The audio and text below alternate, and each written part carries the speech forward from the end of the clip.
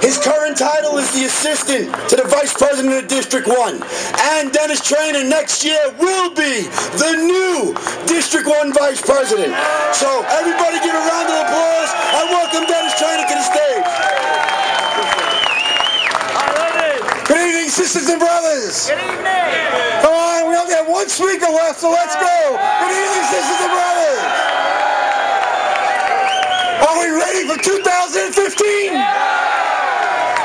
Well, I know one man that's ready for 2015 besides myself, and that's going to be the new CWA president. He's my friend. He's your friend. He's our vice president. He's the roaring lion of CWA. The next president of CWA, Chris Shelton.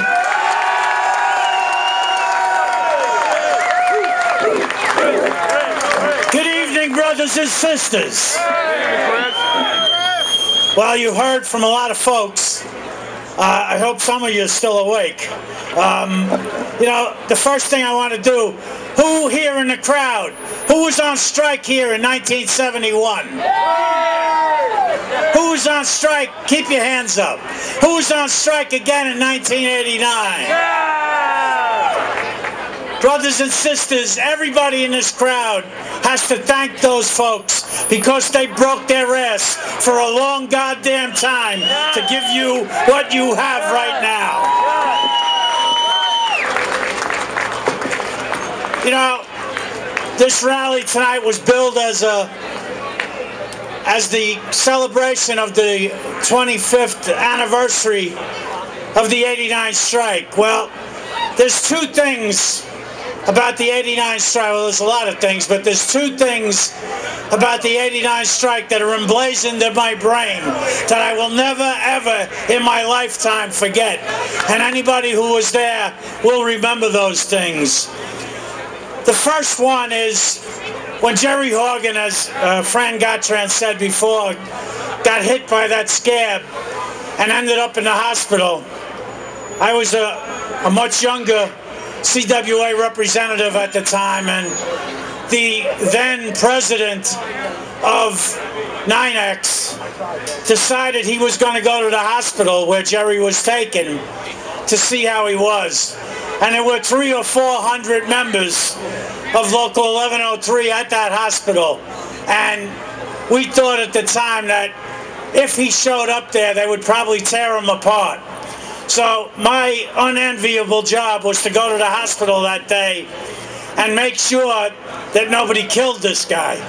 And to tell you the truth, I'm not sure I was going to be able to do that job because it might have been 300 or 401 instead of 300 or 400.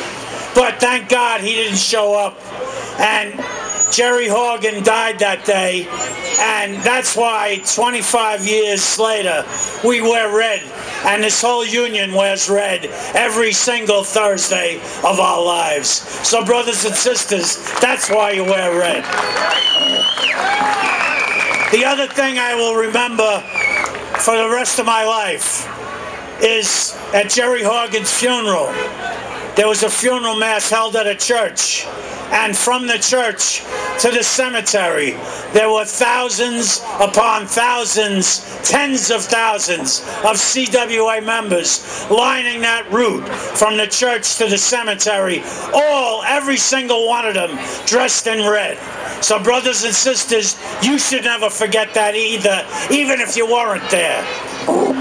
Because that's our legacy, brothers and sisters. That's why we wear red, and that's why we fight this son of a bitch and company. So, things have changed a lot since 1989. Telecommunications has changed a lot since 1989. There's a lot less of us than there was in 1989.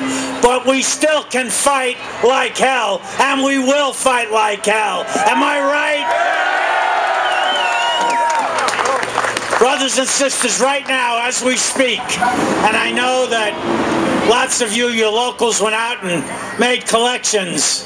Fairpoint Communications in Maine, New Hampshire, and Vermont is on strike, just like all of us were in 1989. And they've been on strike since October 17th. And they've been on strike with a company that's so bad, it's amazing. This company imposed conditions, and we were forced to go on strike because the conditions they were imposed were so bad that there is no possible way that we could work. They're paying people that work there, technicians, reps, everybody, or they want to pay them minimum wage. Can you imagine doing the job that you do every day for minimum wage? They want to take away, completely take away their pensions. They want to take away retiree health care, and they want them to pay thousands of dollars for their health care. Well, brothers and sisters, they're not going to do it, and we're going to make sure that they are not starved back to work so that they don't have to do it. Are you ready to fight in Maine, Vermont, and New Hampshire? Brothers and sisters, we have a long battle ahead of us, and we started early, but we started early for a reason. We need, as everybody else said, we need every single member of CWA. I don't care what local you're from, we have to have every single member. You have to go back to work and tell your brothers and sisters they should have been here tonight. They may not be here tonight, but they got to be there the next time, and the time after that, and the time after that, and the time after that. Are you ready, brothers and sisters, to show up? Are you ready to fight? Are you ready to kick some ass? Are you ready to win? Are you ready to beat Verizon? Brothers and sisters, we will win. You will win because you are committed to win, and we are going to win. So brothers and sisters, from this day forward, let it be heard down at 140 West Street, in this building, and in every other goddamn Verizon building, that we're ready, that we're ready, that we're ready. We're ready to fight. We're ready to win. We're ready to kick some ass. Brothers and sisters, are you ready to stand together? Are you ready to stand up? Are you ready to fight? Are you ready to kick some ass? Brothers and sisters, thank you, thank you, thank you. CWA! CWA! CWA! CWA! CWA! Well, brothers and sisters, we had a phenomenal rally tonight. I would like to thank the NYPD, Chris Shelton, Dennis Trainor, the staff from CWA District 1, the local presidents, the elected officials, the CWA members, retirees, and our friends from the other locals.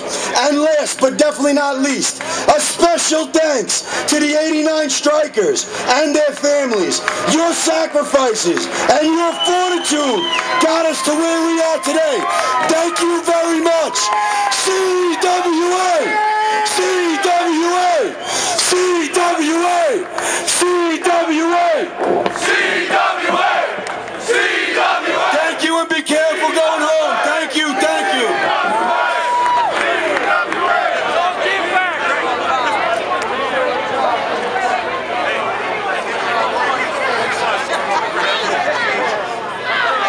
I'm sorry, I forgot one person.